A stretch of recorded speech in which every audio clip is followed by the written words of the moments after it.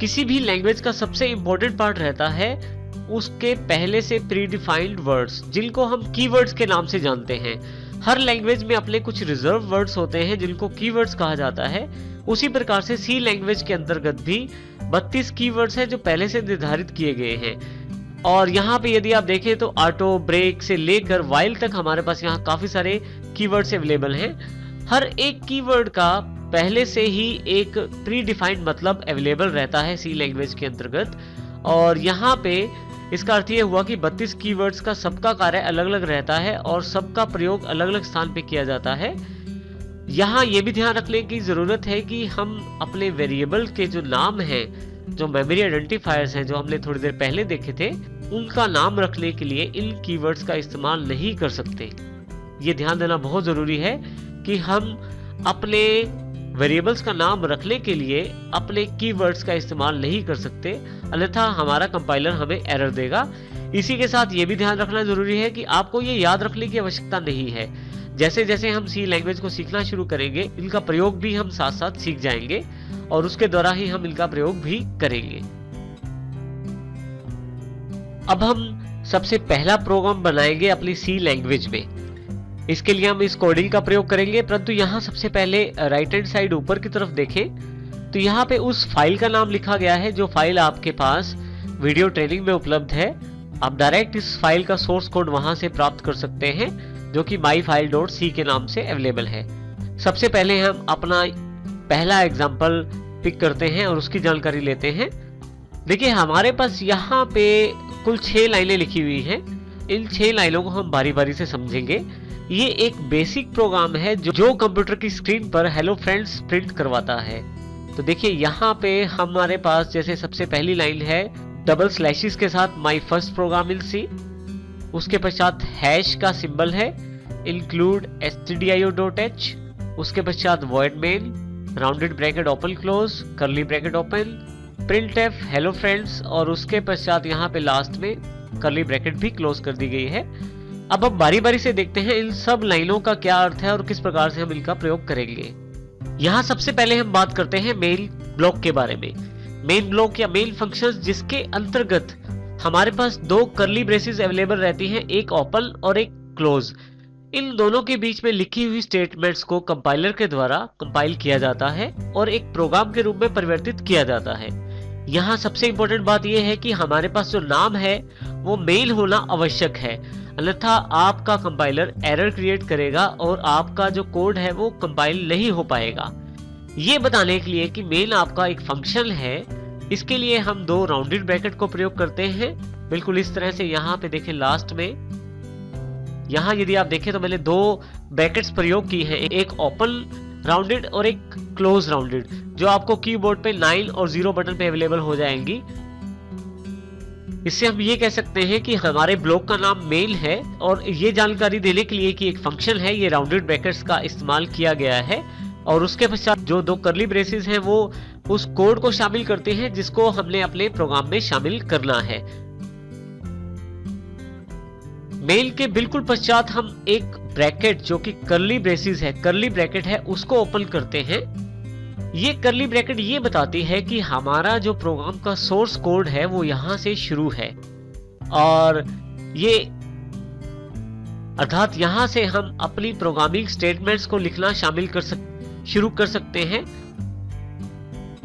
यहाँ सबसे पहले हमारे पास कर्ली ब्रैकेट अवेलेबल रहती है जो कि ओपनिंग कर्ली ब्रैकेट कहलाती है, जो इस बात की जानकारी देते हैं कि यहाँ से हमारा प्रोग्राम शुरू है और यहाँ से हम अपनी प्रोग्रामिंग स्टेटमेंट्स को शामिल कर सकते हैं। अपनी प्रोग्रामिंग स्टेटमेंट्स को लिखने के पश्चात हमारे पास यहाँ पे सबसे लास्ट में फिर से एक एंडिंग कर्ली ब्रैकेट को देना जरूरी रहता है, जो ये जानकारी देती है कि हमारी प्रोग्राम स्टेटमेंट्स यहाँ तक थी, अर्थात इसके पश्चात हमारी प्रोग्रामिंग स्टेटमेंट्स नहीं है और हमारा मेल ब्लॉक या मेल फंक्शन यहाँ पे खत्म होता है। नेक्स्ट हम बात करते हैं printf फंक्शन की।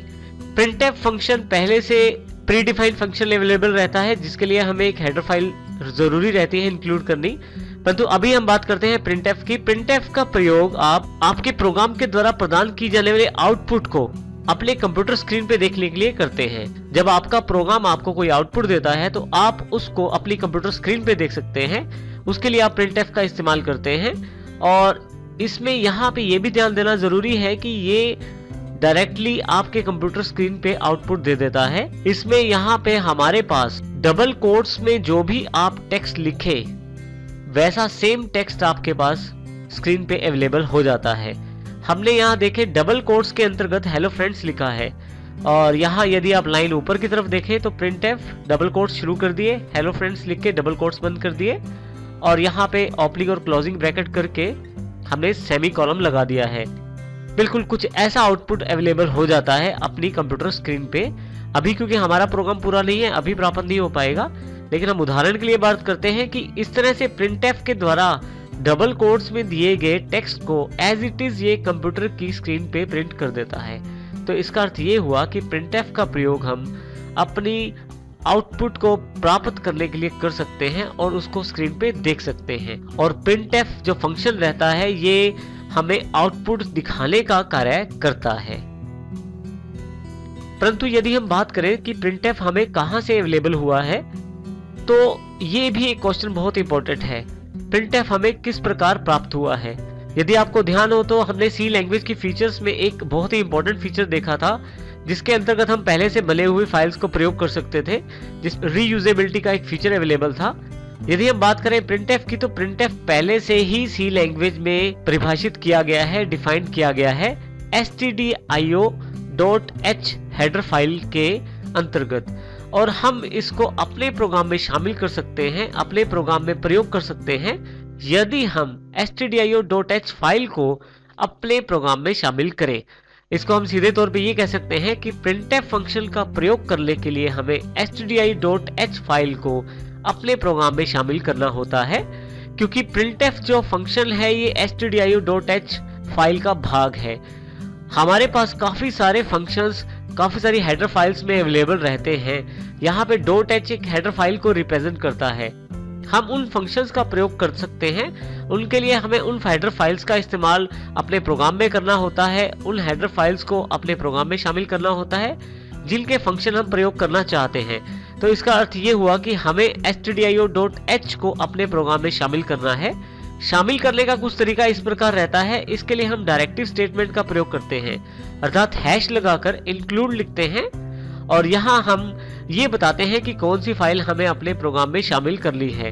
देखिए यहाँ पे लेस देन सिंबल और ग्रेटर देन सिंबल के बीच में हमने stdio.h लिखा है, जो ये जानकारी देता है इन दोनों सिंबल्स के बीच में लिखी गई फाइल को हम अपने इस प्रोग्राम में शामिल करना चाहते हैं।